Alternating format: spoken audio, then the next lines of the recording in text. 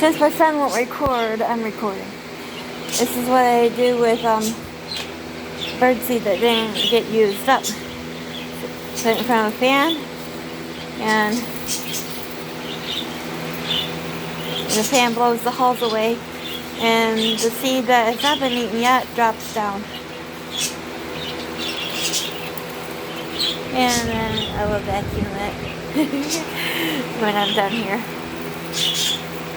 That way all this unused seed doesn't get thrown out. My birds only eat the top layer off of the seed cup, so